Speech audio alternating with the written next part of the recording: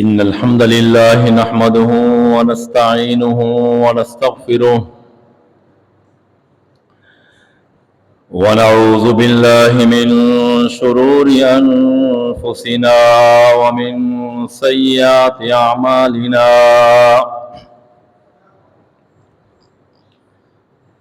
من يهده الله فلا مضل له ومن يضلل فلا هادي له أشهد أن لا إله إلا الله وحده لا شريك له وأشهد أن محمدا عبده ورسوله من يطع الله ورسوله فقد رشد واهتدى ومن يعص الله ورسوله فقد ضل وغوى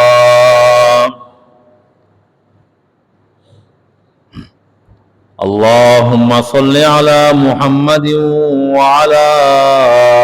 آل محمد كما صليت على إبراهيم وعلى آل إبراهيم إنك حميد مجيد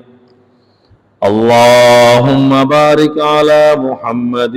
وعلى آل محمد كما باركت على إبراهيم وعلى آل إبراهيم إنك حميد مجيد أعوذ بالله السميع العليم من الشيطان الرجيم بسم الله الرحمن الرحيم يا أيها الناس اتقوا ربكم الذي خلقكم من نفس واحدة وخلق منها زوجها وبث منهما رجالا كثيرا ونساء واتقوا الله الذي تساءلون به والأرحام إن الله كان عليكم رقيبا يا أيها الذين آمنوا اتقوا الله حق تقاته ولا تموتن إلا وأنتم مسلمون يا أيها الذين آمنوا اتقوا الله وقولوا قولا سديدا يصلح لكم أعمالكم ويغفر لكم ذنوبكم ومن يطع الله ورسوله فقد فاز فوزا عظيما أما بعد فإن خير الحديث كتاب الله وخير الهدي هدي محمد صلى الله عليه وسلم وشر الأمور محدثاتها وكل محدثة بدعة وكل بدعة ضلالة وكل ضلالة في النار قال الله تبارك وتعالى في كلامه المجيد والفرقان الحميد أعوذ بالله السميع العليم من الشيطان الرجيم والمؤمنون والمؤمنات بعضهم أولياء بعض يأمرون بالمعروف وينهون عن المنكر ويقيمون الصلاة ويؤتون الزكاة ويطيعون الله ورسوله أولئك سيرحمهم الله إن الله عزيز حكيم.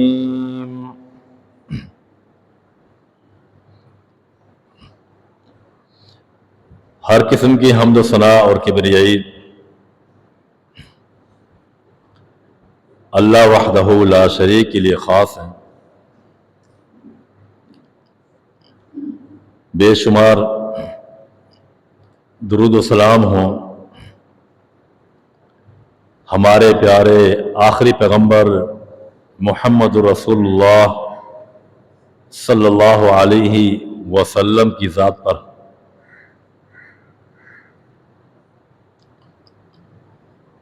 حمد و ثنا درود و سلام کے بعد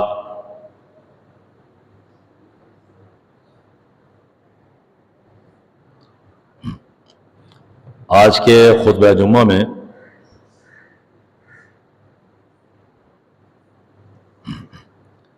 اصلاح معاشرہ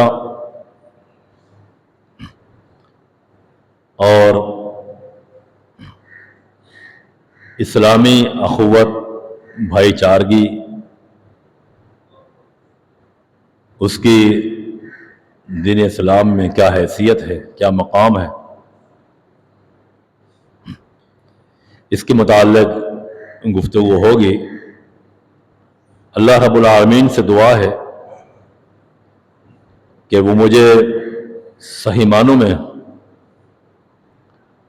قرآن و سنت سے بیان کرنے کی توفیق عطا فرمائے. پھر ہم سب کو ان تمام باتوں کے سننے کے بعد سچے دل کے ساتھ اس پر عمل پیرا ہونے کی توفیق عطا فرمائے.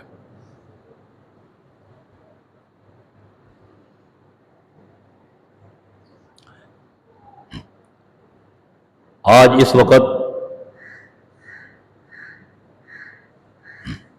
ایک ہمارا معاشرہ ہے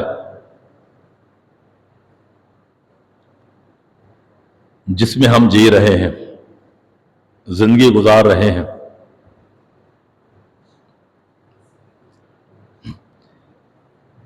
اور ایک معاشرہ وہ تھا جسے رسول کریم صلی اللہ علیہ وسلم نے آ کر اپنے صحابہ کے درمیان قائم کیا.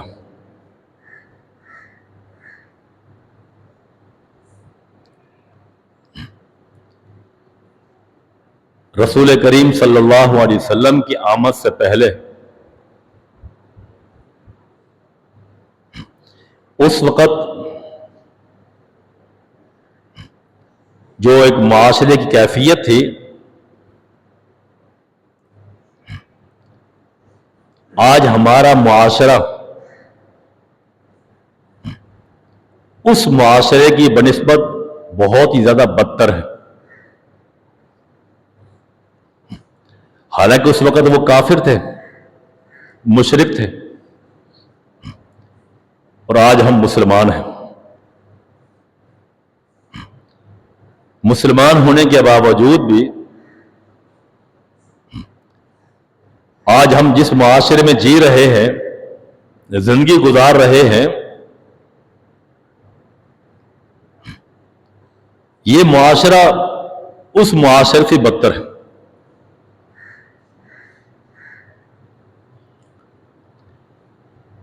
رسول کریم صلی اللہ علیہ وسلم کی آمد سے پہلے دنیا میں، مکہ میں کوئی نظام نہیں تھا، عرب میں کوئی نظام نہیں تھا. ہر بندہ جو اس کے جی میں آتا وہ کر گزرتا، پوچھنے والا کوئی نہ تھا. چوری عام تھی، ڈکیتی عام تھی، قتل و غارت عام تھی. حتیٰ کہ سال ہر سال جنگیں لڑی جاتی تھیں. کس بات کے اوپر؟ گھوڑے کے دوڑانے پر، مقابلہ کرنے پر، آگے نکلنے پر. شرک اور بدعات یہ عام تھی، بدکاری عام تھی،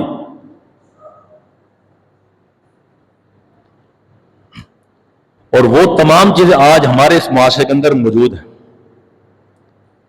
باوجود اس کے کہ ہم مسلمان ہیں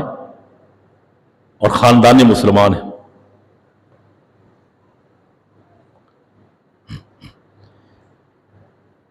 جب کسی قوم کے اندر، معاشرے کے اندر بگاڑ پیدا ہو جائے تو پھر فساد کو پھیلنے سے کوئی شخص نہیں روک سکتا۔ معاشرہ بگڑتا ہے تو فساد فی الارض خود بخود پھیل جاتا ہے، پھر اس فساد کو روکنے کے لیے بہت مشکل ہوتا ہے۔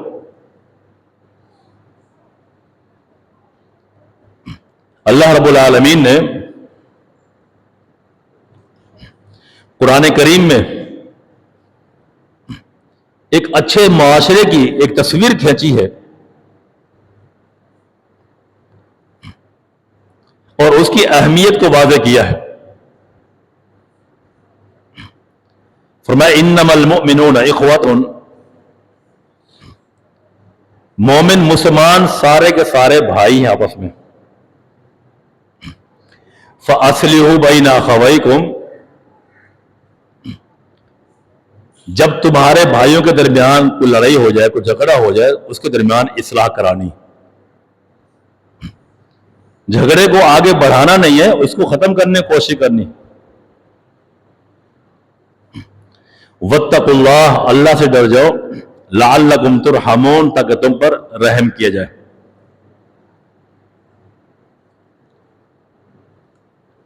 تو ایک اچھا اسلامی معاشرہ ایک مسلمان قائم کرتا ہے، مومن قائم کرتا ہے۔ اللہ تبارک و تعالی نے مزید آگے تھوڑی اس کی تشریح کی، فرمایا والمؤمنون والمؤمنات بعضهم اولیاء بعض، مومن تو وہ ہوتے ہیں، خواہ مومن مرد ہو یا مومن عورتیں، بعضهم اولیاء بعض، وہ آپس میں ایک دوسرے کے دوست ہوتے ہیں۔ مومن مرد مومن مردوں کے دوست ہیں، مومنہ خواتین مومنہ خواتین کے لیے دوست ہیں، ایک دوسرے کے لیے مصلح ہیں، اصلاح کرنے والے ہیں۔ یأمرون بالمعروف، اچھی بات کا حکم دیتے ہیں، وینہون عن المنکر، اور بری باتوں سے منع کرتے ہیں، روکتے ہیں۔ معاشرے میں بگاڑ پیدا ہو رہا ہے، فساد ہو رہا ہے، اس کو روکتے ہیں، منکرات کو دیکھتے ہیں، اپنے ہاتھ سے روکتے ہیں، زبان سے منع کرتے ہیں، دل میں برا سمجھتے ہیں، اور اپنے بھائی کو اچھی بات جو تلقین کرتے ہیں، اس کی نصیحت کرتے ہیں۔ یہ اہل ایمان کی علامت ہے۔ وَيُقِيمُونَ الصَّلَاةَ، اور ایک صالح اور نیک معاشرے کی علامت یہ ہے کہ اس میں رہنے والے مومن آپس میں نماز قائم کرتے ہیں، خود بھی نماز پڑھتے ہیں، اپنے مسلمان بھائیوں کو بھی نماز پڑھنے کی دعوت دیتے ہیں، بلاتے ہیں نماز کی طرف، نماز قائم کرتے ہیں۔ وَيُؤْتُونَ الزَّكَاةَ، اور زکوٰۃ بھی ادا کرتے ہیں، اپنے بھائیوں کو زکوٰۃ دیتے ہیں جو مستحق ہوتے ہیں۔ وَيُطِيعُونَ اللَّهَ وَرَسُولَهُ، اور وہ اللہ کی اطاعت کرتے ہیں، اللہ کے نبی کی بھی اطاعت کرتے ہیں۔ اللہ رب العالمین نے یہ ایک مسلم معاشرے کی صفات بیان فرمائی کہ مسلم معاشرہ اللہ تعالیٰ کے ان احکامات سے مزین ہوتا ہے، اور ان احکامات کی روشنی میں اپنی زندگی گزارتا ہے، اولئک سیرحمہم اللہ، یہی وہ لوگ ہیں کہ جن پر اللہ رب العالمین اپنا رحم فرماتا ہے۔ یہ ایک اسلامی معاشرے کی وہ علامات ہیں، وہ صفات ہیں جو اللہ رب العالمین نے قرآن کریم کے اندر بیان فرمائی۔ ایک مسلم معاشرے کو ان آیات کا آئینہ دار ہونا چاہیے، اس کے مطابق عمل پیرا ہونا چاہیے، اور ان کی علامات اور نشانیاں ہونی چاہیے۔ اور صحیح بخاری میں رسول کریم صلی اللہ علیہ وسلم نے مسلم معاشرے کی مثال بیان فرمائی۔ فرمایا مثل المؤمنین فی توادہم وتراحمہم وتعاطفہم مثل الجسد واحد اذا اشتکا منہ عضو تداعی لہ سائر الجسد بالسہر والحمى، کہ مسلمان مومن وہ ہوتے ہیں، ان کی مثال ایک دوسرے مسلمان بھائی کے ساتھ محبت کرنے میں، شفقت کرنے میں، اور ایک دوسرے پر رحم کھانے میں، ترس کھانے میں ایک جسم کی مانند ہوتی۔ مسلمان دوسرے مسلمان کے لیے ایک جسم کی مانند ہوتا ہے۔ جب کسی ایک جسم کو اس کا کوئی ایک حصہ تکلیف میں گزارتا ہے، کسی کو نقصان پہنچتا ہے، تکلیف پہنچتی ہے، تداعی لہ سائر الجسد بالسہر والحمى، پھر پورا جسم وہ رات جا کر گزارتا ہے، تکلیف سہ کر گزارتا ہے، اس کو آرام نہیں ملتا۔ ایسا ہرگز نہیں۔ اگر انسان کے کان میں تکلیف ہے تو کان تکلیف کو برداشت کرے اور پورا جسم سکون سے سو جائے، ایسا نہیں ہو سکتا۔ پاؤں میں تکلیف ہے، کندھے میں تکلیف ہے، تو جس حصے میں تکلیف ہے وہ رات جا کر گزارے اور باقی حصہ جسم کا سکون سے سو جائے، ایسا نہیں ہے۔ تو میں یہی مثال ایک مسلمان کی دوسرے مسلمان مومن کے لیے ہونی چاہیے کہ ایک معاشرے کے اندر اگر ہمارا کوئی بھائی، ہمارا کوئی رشتہ دار، ہمارا کوئی پڑوسی، ہمارا کوئی عزیز کسی پریشانی کے اندر مبتلا ہے، کسی خوف کے اندر مبتلا ہے، کسی مصیبت کا شکار ہے، کسی بیماری کا شکار ہے، تو ہمیں اس کے ساتھ ہمدردی کرنی چاہیے، اس کے غم کو ہلکا کرنا چاہیے، اس کی معلومات لینی چاہیے، اور پھر ان معلومات کو لینے کے بعد اس کے مسائل کو حل کرنا ایک مسلم معاشرے میں رہنے والے اہل ایمان کی ذمہ داری ہوتی ہے۔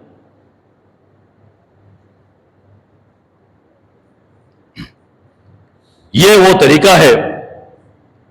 مسلم معاشرے میں زندگی گزارنے کا جو اللہ تعالیٰ نے اور اللہ کے پیغمبر نے بتایا ہے علیہ الصلوۃ والسلام۔ ایک جسم کے مانند ہوتے ہیں۔ اور ایک حدیث میں آپ نے فرمایا المؤمن للمؤمن کالبنیان یشد بعضہ بعضا، کہ ایک مومن دوسرے مومن کے لیے ایک عمارت کی طرح ہوتے ہیں، کہ جس طرح ایک اینٹ کے ساتھ ہم دوسری اینٹ لگاتے ہیں، چونا گج عمارت کو بناتے ہیں تاکہ عمارت کھوکھلی نہ ہو، گر نہ جائے، اسی طرح ایک مسلمان مومن دوسرے مسلمان کے لیے تعلقات میں پیوستہ ہونا چاہیے کہ اگر کوئی مسلمان کمزور ہے اس کی کمزوری کو دور کیا جائے، اگر وہ بے روزگار ہے اس کو روزگار فراہم کی جائے، اگر وہ بے گھر ہے اس کو چھت فراہم کی جائے، اگر اس کے مسائل اور پریشانیاں ہیں اس کے مسائل اور پریشانیوں کو دور کر کے ایک عمارت کے مانند اس مسلمان مومن کو کھڑا کرنا چاہیے تاکہ وہ بھی ہماری طرح مضبوط ہو کر ایک معاشرے میں اپنی زندگی گزار سکے۔ یہ وہ معاشرہ جو اللہ کے پیغمبر نے بتایا ہے اور رسول کریم صلی اللہ علیہ وسلم نے اپنی بعثت سے پہلے، نبی بننے سے پہلے جب آپ نے نبوت کا اعلان کیا عرب کے اندر، مکہ کے اندر، تو اس وقت کا معاشرہ انتہائی خراب ترین معاشرہ تھا، اور رسول کریم صلی اللہ علیہ وسلم نے دن اور رات محنت کر کے دعوت کے ذریعے، اچھی گفتگو کے ذریعے، اپنے اخلاق اور کردار کے ذریعے، اپنے شفقت اور رحمت کے ذریعے اس معاشرے کے اندر اصلاح کرنے کی کوشش کی، اس میں سے بگاڑ کو نکال دیا، اور وہ ایسا معاشرہ تھا جس میں 40 سال تک جنگیں لڑ کے اپنے آپ کو ختم کر دیا کرتے، نسلیں کے نسلوں کو برباد کر دیا کرتے تھے۔ جنگ بعاث کا نام تو سنا ہوگا آپ نے۔ مدینہ میں 2 قبیلے تھے، اوس اور خزرج، ان کی آپس میں جو جنگیں 40 سال سے اوپر مسلسل آپس میں لڑتے ہوئے چلی آ رہی تھے، جس کا نام جنگ بعاث ہے۔ اللہ رب العالمین نے پیارے پیغمبر محمد رسول اللہ صلی اللہ علیہ وسلم کو نبی بنا کر بھیجا۔ جب آپ مکہ سے ہجرت کر کے مدینہ تشریف لائے تو یہ دونوں قبیلے آپس میں جانی دشمن تھے، ایک دوسرے کے خون کے پیاسے تھے، بڑی پریشانی کا عالم تھا۔ پیارے پیغمبر علیہ الصلوۃ والسلام نے اللہ کے فضل و کرم سے، قرآن و سنت کی دعوت سے، اپنے اخلاق کے ذریعے آپ نے ان دونوں قبیلوں کے درمیان اتحاد و اتفاق قائم کیا، اور ایسا اتفاق اور ایسا اتحاد قائم کیا کہ رہتی دنیا تک اس معاشرے کی مثال کوئی بھی شخص، کوئی بھی ملک نہیں لا سکتا۔ آپ کی اصلاح کرنے کے بعد وہ دونوں قبیلے آپس میں بہم شیر و شکر ہو گئے، جو کل تک خون کے پیاسے تھے ایک دوسروں کی عزتوں کو محافظ بن گئے، جو کل تک ایک دوسرے کی جانوں کے درپے تھے آج ایک دوسرے کی جانوں کی حفاظت کرنے لگ گئے، ایک دوسرے کے ماں کی حفاظت کرنے لگ گئے، حتیٰ کہ آپس میں رشتہ داریاں بھی قائم کر لیں۔ یہ معاشرہ قائم کیا میرے پیغمبر علیہ الصلوۃ والسلام نے، اور ایسا معاشرہ اللہ رب العالمین نے جو مدینہ میں صحابہ تھے، مسلمان صحابہ، ان کو انصار کا نام دیا، اور جو مکہ سے ہجرت کر کے مدینہ تشریف لائے وہ صحابہ مہاجرین صحابہ تھے، ان کو مہاجرین کا نام دیا۔ اللہ رب العالمین نے ایسی محبت قائم کی ان انصاری صحابہ کے دلوں میں کہ مدینہ کی طرف مکہ سے آنے والے مہاجرین جو لوٹے پوٹے صحابہ تھے، مکہ میں مالدار تھے، لیکن مدینہ میں آنے کے بعد کچھ نہیں بچا۔ کچھ ایسے بھی آئے جو بوری پہن کر آئے، اپنے بیوی بچے، کاروبار، مال دولت سب کچھ مکہ میں چھوڑ دیا، مدینہ میں آئے۔ اگر ان صحابہ کو کسی نے جگہ دی تو انصاری صحابہ تھے، اگر ان کے ساتھ رشتہ قائم کی تو مدینہ کے انصاری صحابہ تھے، مگر ان کے حقوق کا تحفظ کیا تو وہ انصاری صحابہ تھے جنہوں نے آگے بڑھ کر جان و مال کے ذریعے ان پر اپنا سب کچھ نشاور کیا، ان کا استقبال کیا، اپنے گھروں میں جگہ دی۔ اللہ رب العالمین نے ان انصاری صحابہ کے مثالیں قرآن کریم کے اندر بیان فرمائی اور فرمایا والذین تبوؤا الدار والایمان من قبلہم یحبون من ہاجر الیہم،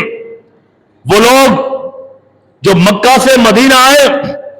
مدینہ والے لوگوں نے ان مکہ والے لوگوں کو تبوؤا الدار والایمان من قبلہم اپنے گھروں میں جگہ دی، ان کے لیے اپنے گھروں کے دروازے کھول دیے۔ یحبون من ہاجر الیہم،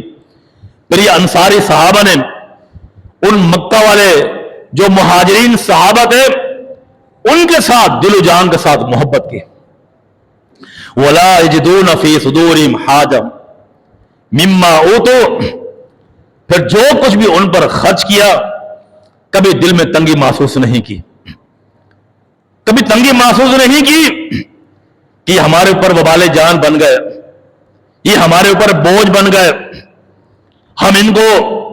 کیسے ان سے جان چھڑائیں۔ نہیں، جو کچھ بھی ان کو دیا ان کے لیے وبال جان نہیں بنا بلکہ سب کچھ نشاور کر دیا۔ وَيُؤْثِرُونَ عَلَىٰ أَنفُسِهِمْ وَلَوْ كَانَ بِهِمْ خَصَاصَةٌ، خود بھوکے تھے، کھانے کو کچھ نہیں تھا، مگر اپنے بھائیوں کی خدمت کی، ان کو کھلایا، مہاجرین صحابہ کو پلایا، ان کے ساتھ ہمدردیاں قائم کی۔ وَلَوْ كَانَ بِهِمْ خَصَاصَةٌ، اگرچہ خود بھوکے ہیں، گھر میں کچھ نہیں، مگر ان کی تنگدستی کو دور کیا جو انصاری صحابہ کے پاس مہاجرین صحابہ آئے تھے۔ وَمَن يُوقَ شُحَّ نَفْسِهِ فَأُولَٰئِكَ هُمُ الْمُفْلِحُونَ، جو شخص اپنے نفس کی بخیلی سے بچایا گیا ہے وہ کامیاب و کامران ہے۔ یہ دل کا معاملہ ہوتا ہے، دل اگر غنی ہے، دل اگر بڑا ہے، آپ کا گھر میں کچھ نہیں ہے تو سب کچھ ہے، اور اگر گھر میں سب کچھ موجود ہے اور دل آپ کا چھوٹا سا ہے، دل کے اندر بخیلی ہے، دل میں کنجوسی ہے، اپنے بھائی کے لیے آپ کا دل حرکت میں نہیں آتا، آپ کا ضمیر آپ کو جھنجھوڑتا نہیں ہے، آپ کا ضمیر آپ کو پریشان نہیں کرتا، ایک مسلمان بھائی کے حوالے سے گھر میں سب کچھ موجود ہے، اگر دل چھوٹا ہے تو سمجھو تمہارے پاس کچھ نہیں ہے، اللہ نے بخالت اور کنجوسی سے کوٹ کوٹ کر تمہارے سینوں کے اندر بھر دی۔ پیارے نبی نے فرمایا لیس الغنا عن کثرت العرض ولکن الغنا غنى النفس، مال کا ہونا، بڑے گھر کا ہونا، اچھے کاروبار کا ہونا، بنگلے کا ہونا یا ترقی یافتہ ہونا، یہ مالداری کی علامت نہیں، بلکہ مالداری کی علامت یہ ہے وَلَٰكِنَّ الْغِنَىٰ غِنَى النَّفْسِ، تمہارا دل بڑا ہونا چاہیے۔ اگر تمہارے پاس تمہارا بھائی چل کر آیا ہے تم سے مدد مانگنے کے لیے، تم سے تعاون مانگنے کے لیے، اپنی پریشانی کو لے کر آیا ہے اور تمہارے پاس کچھ نہیں ہے، مگر پھر بھی تم نے دل کو بڑا کیا ہے، اس کی بات کو برا نہیں منایا، دل پہ بوجھ نہیں سمجھا، آپ نے اس کا استقبال کیا ہے، اس کی بات کو سنا اور سننے کے بعد اس کے مسئلے کو حل کیا۔ یہ حل کرنے کی توفیق نہ ملی تو حل کرنے کے لیے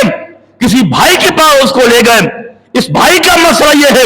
اس بھائی کے مسئلے کو حل کرنا ہے۔ اگر آپ نے اتنا بھی کر دیا وَلَٰكِنَّ الْغِنَىٰ غِنَى النَّفْسِ، میرا نبی فرماتا ہے کہ اس کے اندر یہ مالداری کوٹ کوٹ کے اللہ نے بھر دی ہے، اگرچہ گھر میں کچھ نہیں۔ عبد الرحمن بن عوف رضی اللہ تعالیٰ عنہ مکہ کے اندر مالدار ہوتے ہیں، بہت بڑے تاجر ہیں، مختصر بتا رہا ہوں، آپ نے واقعہ سنا ہوگا، بہت بڑے مالدار ہیں، تاجر ہیں، کہاں؟ مکہ کے اندر، بیوی ہے، بچے ہیں، غلام ہیں، سب کچھ ہے، اور اتنا اللہ نے ان کو نوازا تھا، اتنے بہترین تاجر تھے، خود فرماتے ہیں کہ اللہ نے میرے ہاتھ کو سونے کا ہاتھ بنایا ہے، میں جس پتھر کو بھی اٹھا لوں کاروبار کے نیت سے اللہ اس پتھر کے نیچے سونے کو پیدا کر دیتا ہے۔ اتنے بڑے مالدار تھے۔ جب اسلام قبول کیا، اسلام قبول کرنے کے بعد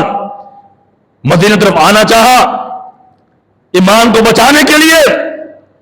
سسرال آڑے آ گئے، رشتہ دار سامنے آ گئے، کہا تم نے جو کچھ بھی کمایا ہے مکہ میں کمایا ہے، کاروبار کو چھوڑنا ہوگا۔ سسرال نے کہا بیوی کو چھوڑ دو، ہمارے بچوں کو یہاں چھوڑ دو، جو مال کمایا سب کچھ چھوڑ کے یہاں سے اگر جانا ہے تو خالی ہاتھ جانا ہے، کچھ تمہیں لے کر نہیں جانے دیں گے۔ عبد الرحمن بن عوف نے اسلام کی خاطر قربان کر دیا، پیغمبر کے پیچھے چلنے کے لیے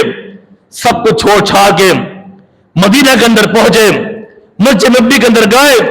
میرے پیغمبر مسجد میں داخل ہوئے، نظر پڑی، کہا عبد الرحمن بن عوف رضی اللہ تعالیٰ عنہ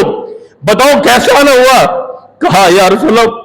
مجھے مکہ والے نے نکال دیا ہے، سب کچھ مجھ سے چھین لیا ہے، میرے لیے کچھ نہیں بچا۔ آپ نے فرمایا کیا بچا کر آئے ہو؟ کہا ایمان کو بچا کر آیا ہوں، تقویٰ کو لے کر آیا ہوں، میں نے مکہ میں رہتے ہوئے اپنی مفادات کے بھیٹ ایمان کو نہیں چڑھایا، ایمان کو بچانے کے خاطر میں نے سب کچھ ہٹا دیا ہے، اپنے عقیدے پر اپنی توحید پر میں نے کمپرومائز نہیں کیا، سب کچھ چھوڑ کے آیا ہوں۔ اللہ کے پیغمبر میرے پاس کچھ نہیں ہے۔ میرے نبی نے فرمایا عبد الرحمن اگر تم ایمان کو بچا کر آئے ہو، تم سب کچھ لے کر آئے ہو، تم نے کچھ بھی نہیں چھوڑا پیچھے۔ مکہ میں آئے خالی ہاتھ ہے، پیغمبر علیہ الصلوۃ والسلام نے صحابہ کرام کو جمع کیا اور تمام صحابہ کو جو انصاری صحابہ ہیں ان کا، مہاجرین صحابہ جو مکہ سے آئے تھے لٹے پٹے مہاجرین، ان کے پاس کچھ نہیں تھا، آپس میں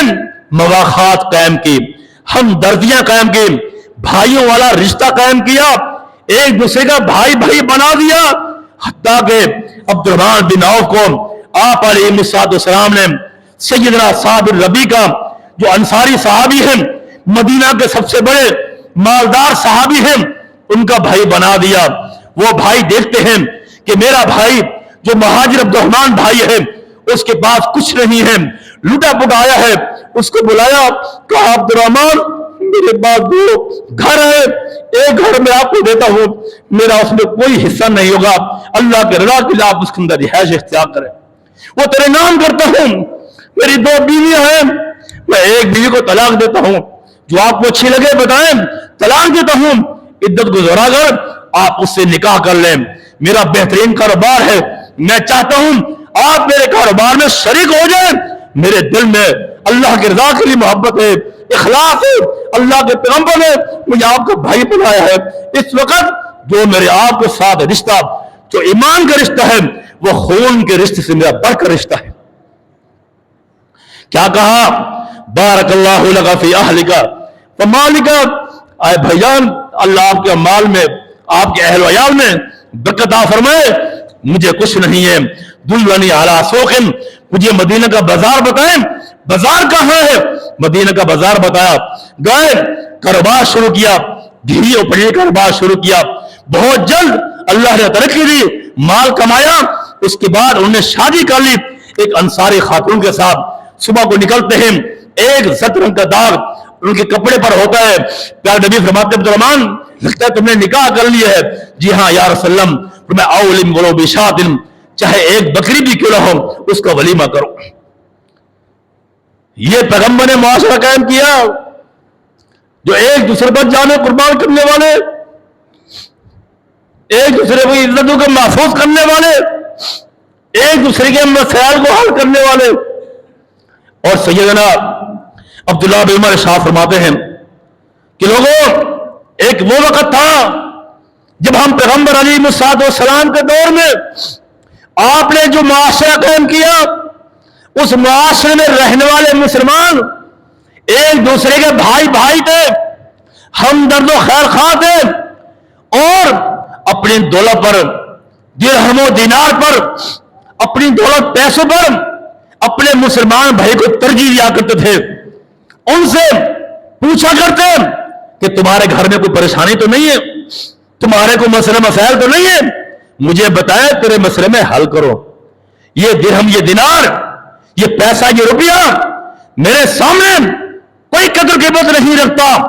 ایک تیری قیمت ان دولت سے بڑھ کر ہے. مجھے آپ بتائیں تیرے مسائل کو میں حل کروں. عبداللہ بن عمر شاہ فرماتے ہیں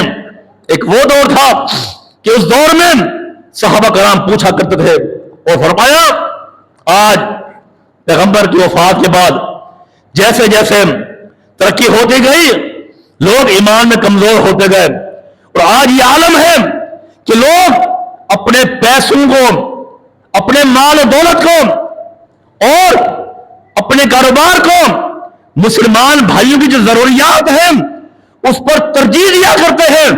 اپنی دولت سے محبت کرتے ہیں، مسلمان بھائی کو بھی یارو مددگار چھوڑ دیتے ہیں. آج یہ عالم آ چکا ہے. اور آگے شاہ فرماتے ہیں سنو، میرے پیغمبر نے فرمایا کل قیامت کا دن ہوگا، کم من جار متعلق بجارہ یوم القیامت فیقول یا رب ھذا اغلق بابہ دونی فمنع معروفی. قیامت کا دن ہوگا، اس کا پڑوسی، اس کا مسلمان بھائی جو حاجت مند تھا، مالی لحاظ سے کمزور تھا، اس کا اگلا دوسرا بھائی وہ مضبوط تھا مال کے لحاظ سے، لیکن دنیا میں اس کی زندگی میں اس نے کوئی مسئلے حل نہیں کیے. آج اللہ تعالیٰ کے سامنے وہ کمزور مسلمان بھائی اس مالدار بھائی کے پاؤں سے چمٹ کر اس کو گھسیٹ کر اللہ کی عدالت میں رہے گا تو کہے گا یا اللہ ھذا اغلق بابہ دونی، یہ ہے وہ میرا پڑوسی جس کے پاس سب کچھ موجود تھا دنیا میں، لیکن اس نے مجھے دیکھتے ہی اپنے گھر کے دروازے کو بند کر دیا کہ کہیں مجھ سے مانگ نہ لے کچھ کھانے کو، پینے کو، کوئی کپڑا نہ مانگ لے. اس نے میرے لیے دروازے بند کر دیے، میرے بیوی بچے بھوکے رہے، اس نے میرے ساتھ تعاون نہیں کیا. فمنع معروفی، اور جو عام ضروریات کا سامان ہے اس سامان کو دینے سے اس نے ہاتھ کھینچ لیا تھا. صحابی فرماتے آج وہ دور ہے کہ لوگ کسی سے پوچھتا نہیں ہے، بس اپنے مفادات کی غرض ہے، اپنے اہل ویال کی پریشانی ہے، اپنے بچوں کو کھلانا ہے، اپنے بیوی کو اچھا پہنانا ہے، اور اپنے آپ کو مینشن رکھنا ہے کہ بس میں کیسا ہوں، میری گھر کیسا ہے، میری گاڑی کیسی ہے، میرا کاروبار کیسا ہے. اس مسلمان کو اس بات سے غرض نہیں کہ محلے کے اندر، معاشرے میں ہمارے دوسرے بھائی بھی رہتے ہیں، وہ پتہ نہیں کس حال میں ہوں گے، جا کر ان کی حالت کو معلوم کریں وہ کس حال کے اندر ہوتے. حضرات اس معاشرے کو قائم کرنے کے لیے پیارے پیغمبر علیہ الصلوۃ والسلام نے دن رات محنت کی. آج ہمارا معاشرہ بگاڑ کا معاشرہ بن چکا ہے، ہمارا معاشرہ فساد اس میں آ گیا ہے، بگڑ چکا ہے. آج اگر ہم چاہتے ہیں اپنے معاشرے کی اصلاح کریں اور وہ معاشرہ بن جائے کہ جو صحابہ کا مثالی معاشرہ تھا، پھر ہمیں اس کے لیے کچھ ایسے احکامات پہ عمل کرنا ہوگا کہ جو احکامات اللہ کے پیغمبر علیہ الصلوۃ والسلام نے اس معاشرے کی اصلاح کے لیے آپ نے بتائے. وہ احکامات کیا ہیں؟ صحیح بخاری کی حدیث ہے، رسول کریم صلی اللہ علیہ وسلم نے ارشاد فرمایا اے میرے صحابہ لا تؤمنوا حتی تحابوا، تم اس وقت تک مومن نہیں بن سکتے تم جب تک آپس میں ایک دوسرے کے ساتھ محبت نہ کرنے لگ جاؤ. اولا ادلکم علی شیء اذا فعلتموہ تحاببتم، کیا میں تمہیں وہ چیز نہ بتاؤں کہ تم اس پہ عمل کرو اور پھر اس عمل کرنے کی وجہ سے تمہارے اندر، تمہارے معاشرے کے اندر ایک محبت کی فضا قائم ہو جائے. اور وہ کیا چیز ہے؟ افشوا السلام بینکم، آپس میں سلام کو عام کرو، سلام کو پھیلاؤ. سلم علی من عرفت او لم تعرف، جس کو جانتے ہو اس کو بھی سلام کرو، جس کو نہیں جانتے اس کو بھی سلام کرو. جہاں سے گزرو وہاں جو لوگ موجود ہوں ان کو سلام کرو. اس سلام کو عام کر دو. جہاں جہاں بھی جاتے ہیں آپ، گھر کے اندر ہیں، محلے کے اندر ہیں، کاروبار میں ہیں، بازار میں ہیں، گاڑی میں ہیں، کہیں بھی ہیں، آپ نے سلام کو عام کرنا ہے. सलाम को आम करने से अल्लाह रब्बुल आलमीन तुम्हें 30 नेकियां भी अता फरमाएंगे, और इस सलाम की वजह से तुम्हारे मुसलमान भाइयों के दरमियान तुम्हारी मोहब्बत अल्लाह ताला उनके अंदर पैदा कर देगा। सलाम को आम करना है। और एक हदीस में आपने इरशाद फरमाया, तसाफहू, ऐ मेरे सहाबा मुसाफा किया करो, मुसाफा किया करो। जब तक मुसाफा करते रहोगे, एक मुसलमान भाई का हाथ तुम्हारे हाथ में रहेगा, जब तक वो छुड़ा नहीं लेता अल्लाह ताला तुम्हारे गुनाहों को माफ करता रहेगा। मुसाफा किया करो, गुनाह माफ होंगे। और ये दुआ किया करो, यगफिरुल्लाहु लना व लकुम, अल्लाह हमारे और तुम्हारे गुनाहों को माफ कर दे। मुसाफा करोगे, यज़हबुल गिल्लु, तुम्हारे दिल से अल्लाह कीने को निकाल देगा, कीने को निकाल देगा। जो दिल में हसद है, बुग़्ज़ है, दुश्मनी है, दिल की सख्ती है, अल्लाह सलाम करने से वो निकाल देगा, मोहब्बत को कायम कर देगा। तहादु तहाबु, एक दूसरे को तोहफे दिया करो, एक दूसरे घर में जाया करो, मुफादा के गर्ज से नहीं, कोई काम है तो नहीं, बगैर किसी मुफाद के चले जाया करो, कुछ गिफ्ट लेके जाया करो, तोहफे लेके जाया करो। तोहफे देने से तुम्हारा भाई खुश हो जाएगा, और अगर उसके दिल में तुम्हारे खिलाफ कोई नफरत कदूरत होगी, कोई थोड़ा बुग़्ज़ होगा, उस तुम्हारे गिफ्ट तोहफे से अल्लाह वो चीज को निकाल देगा। मुसाफा किया करो, सलाम को आम करो। प्यारे नबी ने फरमाया, जमा तिरमिज़ी की रिवायत है, तुमसे पहले जो कौम गुजरी है उसमें एक आदमी अपने भाई से मिलने जा रहा था। रास्ते में अल्लाह रब्बुल आलमीन ने एक फरिश्ते को हुक्म दिया कि तुम इंसानी शक्ल बनकर उसके पास सामने चले जाओ,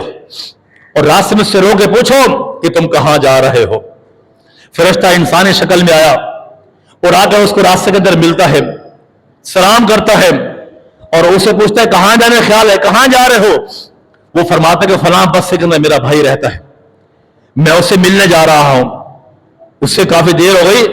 मुलाकात नहीं, उससे मिलने जा रहा हूं। फरिश्ता आगे से कहता है कि ये बताएं, क्या उसने तुम पर कोई एहसान किया था, उस एहसान का बदला चुकाने के लिए तुम उसके घर पे जा रहे हो। कहा ऐसी कोई बात नहीं है, मैं सिर्फ अल्लाह की रजा के लिए और अल्लाह की मोहब्बत के हुसूल के लिए मैं अपने मुसलमान भाई से मिलना जा रहा हूं, जबकि उसका मेरे पर कोई एहसान नहीं है। आगे से फरिश्ता क्या कहता है, फ़इन्नी रसूलुल्लाह इलैका, मैं तेरी तरफ अल्लाह का नुमाइंदा बनकर आया हूं, और याद रखो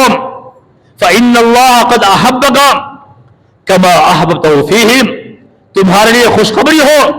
अल्लाह भी तुझसे इस तरह मोहब्बत करता है जिस तरह तू अपने भाई से मोहब्बत करता है। तो अल्लाह का महबूब है, तू मुसलमान भाई से मिलने जा रहा है, कोई गर्ज नहीं, कोई मफाद नहीं है, अल्लाह की रजा के लिए जा रहा है, अल्लाह भी तुमसे मोहब्बत करता है जिस तरह तुम अपने भाई से मोहब्बत करते हो। तो इतना ही काफी नहीं, कल क़यामत का दिन होगा, अल्लाह रब्बुल आलमीन लोगों के सामने ऐलान करेगा और इरशाद फरमाएगा, ऐनल मुतहाबूना, ऐनल मुतहाबूना बिजलाली, आज वो लोग जरा खड़े हो जाएं जो मेरी वजह से मुझे खुश करने के लिए लोगों से मिला करते थे, मोहब्बत किया करते थे। अल यौमा उज़िल्लुहुम फी ज़िल्ली यौमा ला ज़िल्ला इल्ला ज़िल्ली, आज 50,000 साल का दिन है, गर्मी का आलम है, आज मेरे अर्श के साए के अलावा कोई और साया नहीं होगा। आज मैं अपने उन बंदों को जो मेरे दूसरे बंदों से अल्लाह की रजा के लिए मोहब्बत करते थे दुनिया के अंदर, आज मेरे अर्श के साए के नीचे आ जाए, आज मेरे अर्श के साए के अलावा कोई और साया नहीं होगा, यहां सुकून से बैठ जाए। क्यों? ये वो लोग हैं जिन्हें मुझे खुश करने के लिए अपने भाइयों से मोहब्बत की। लोगों, सलाम को आम करो, मुसाफा करो, अल्लाह रब्बुल आमीन इसकी वजह से तुम्हारे दिल में मोहब्बत को पैदा कर देगा। दूसरा नुस्खा, मुसलमान भाई जिस मुआशरे में आप रहते हैं, लोग बीमार भी होते हैं,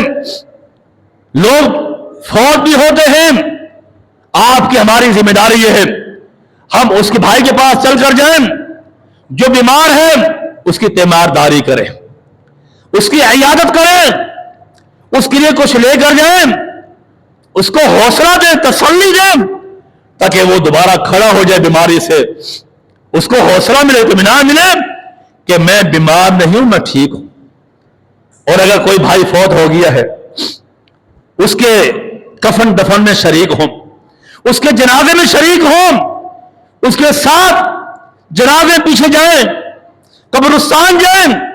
اس کو دفنا کر کے اور وہاں دعا کر کے واپس آئیں،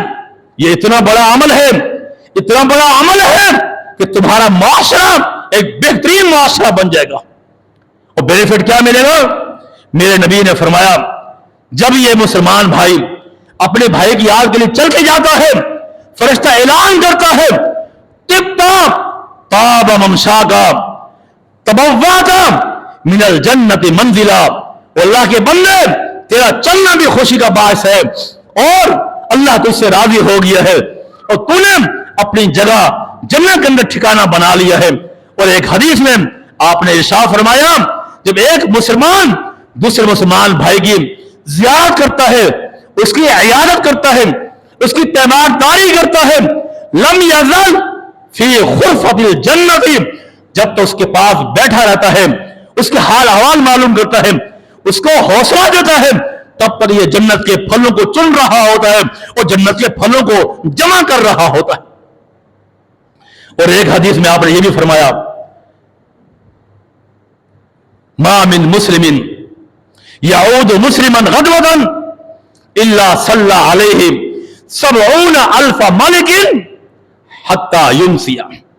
ایک مسلمان دوسرے مسلمان بھائی کے پاس جل کر جاتا ہے، اس کی تیمارداری کرتا ہے، اس کی عیادت کرتا ہے، اگر وہ صبح کو جاتا ہے، میرے نبی نے فرمایا اللہ رب العالمین شام تک اس کے لیے 70,000 فرشتے مقرر کرتے ہیں جو اس بندے کے لیے رحمت اور مغفرت کی دعائیں کرتے ہیں۔ اور کوئی شام کو چل کے جاتا ہے بھائی کے تیماردار کرنے کے لیے اور وہ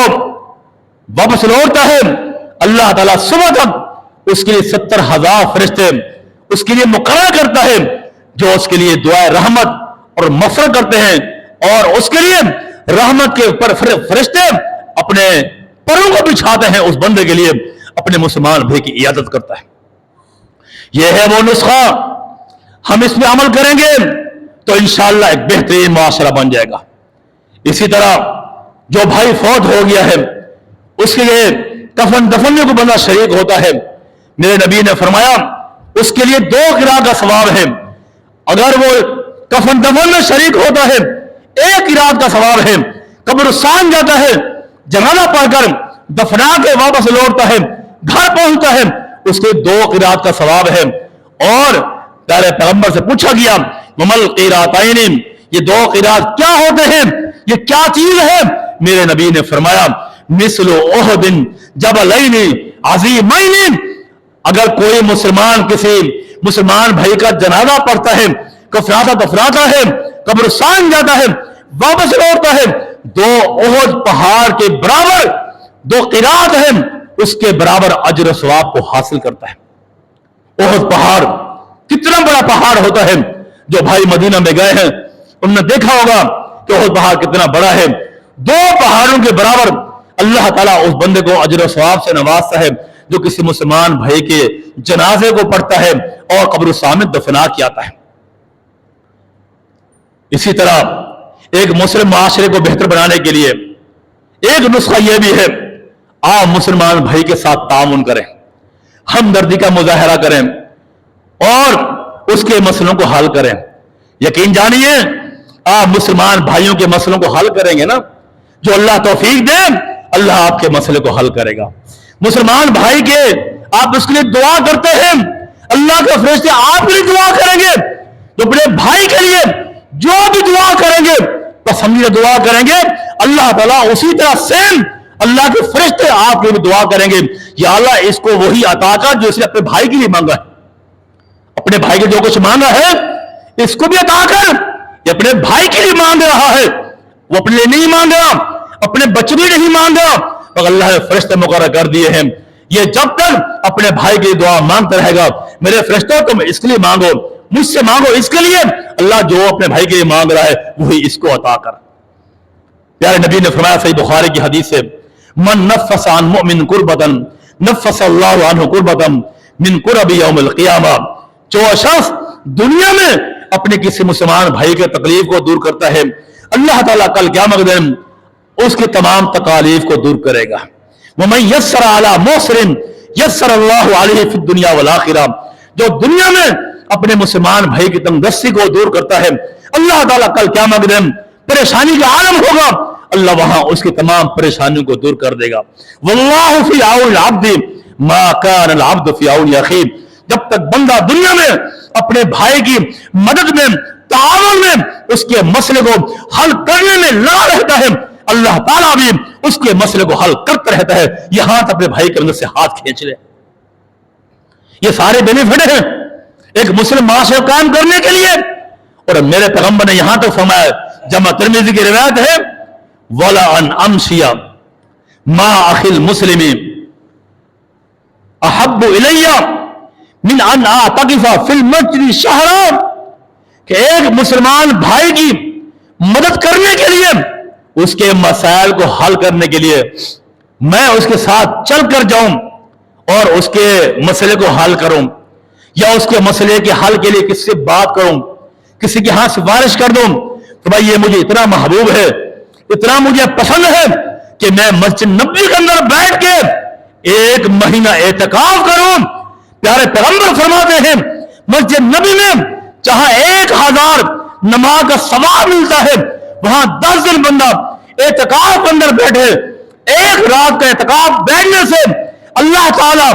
زمین و آسمان کے درمیان جو خلا ہے، اتنا خلا، اتنا سفر، اللہ اس بندے کو جہنم کی آگ سے دور کر دے گا۔ 3 خندق اللہ تعالیٰ اس بندے کو جہنم کی آگ سے دور کرتا ہے 1 رات اعتکاف بیٹھنے سے۔ میرے نبی فرماتے ہیں کسی مسلمان بھائی کے مسئلے کو حل کرنا میرے لیے اتنا پسندیدہ یہ عمل ہے کہ میں 1 مہینہ مسجد نبوی بیٹھ کے اعتکاف کروں، اس سے بہتر ہے میں کسی مسلمان بھائی کے حق میں سفارش کروں یا اس کے مسئلے کو حل کروں۔ حضرات، اجتماعی مسئلے حل کرنے چاہیے، انفرادی مسئلے حل کرنا کوئی بڑی بات نہیں، اپنے مسئلے کو حل کرنا کوئی بڑی بات نہیں، اپنے آپ کو ترقی یافتہ بنانا، اپنے آپ کو اہل و عیال کو، اپنے گھر بار کو خوشحال بنانا کمال نہیں ہے۔ کمال یہ ہے کہ آپ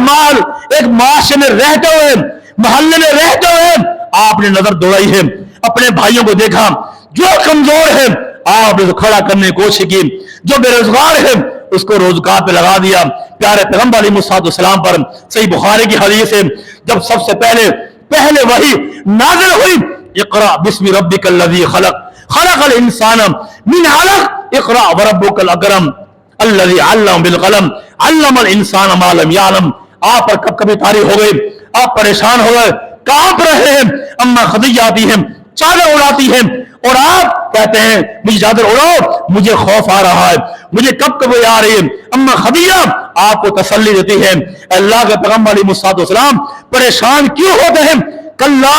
ہرگز نہیں، واللہ مجھے اللہ کی قسم، لا یخزیک اللہ ابدا، کبھی اللہ آپ کو ضائع نہیں کرے گا، رسوا نہیں کرے گا۔ کیوں؟ آپ کی صفات یہ ہے، انک تصل الرحم، آپ تو صلہ رحمی کرنے والے ہیں، آپ تو رشتہ داروں کو ملانے والے ہیں، آپ تو لوگوں کو ملانے والے ہیں، قطع رحمی کرنے والے آپ تو نہیں ہیں۔ وتحمل الکلہ، لوگوں کا بوجھ کم کرنے والے ہیں۔ وتقرئ الضیف، مہمان نواز ہیں۔ وتعین علی نوائب الحق، جو لوگ بے روزگار ہیں ان کو روزگار پہ لگانے والے ہیں، جو مصائب تکالیف حق بات پہنچانے میں آتی ہیں آپ ان پر صبر کرنے والے ہیں۔ یہ آپ کی صفات ہیں، جس بندے کا یہ صفات ہو، کلا واللہ لا یخزیک اللہ ابدا، مجھے اللہ کی قسم اللہ کبھی اس کو رسوا نہیں کرے گا۔ حضرات، میں یہ کہتا ہوں آج ہم بھی چاہتے ہیں ہماری نجات ممکن ہو، ہمارا معاشرہ دوبارہ ویسا بن جائے جو صحابہ کرام کا معاشرہ تھا، ہمارے ہاں امن آ جائے، سکون آ جائے، اطمینان آ جائے، ہمدردیاں آ جائیں، یہ چوری ڈکیتیاں، یہ قتل و غارت، یہ عزت کا لوٹنا ختم ہو جائے۔ ایک ہی حل ہے جو پیارے پیغمبر نے حل بتائے ہیں، ہمیں اس پہ عمل کرنا ہوگا. میرے نبی نے یہ بات فرما دیا ہے کہ جو انسان کسی مسلمان بھائی کی مدد کرتا ہے، ہمدردی کرتا ہے، کبھی اللہ اس کو ضائع نہیں کرتا. ہم چاہتے ہمارا معاشرہ ایک بن جائے، ہمیں دوبارہ واپس لوٹنا ہوگا اپنے سارے معاشرے طرف اور ہمیں اس میں کردار ادا کرنا ہوگا. اللہ تعالی ہم سب کو نیک معاشرہ بنانے کی توفیق عطا فرمائے.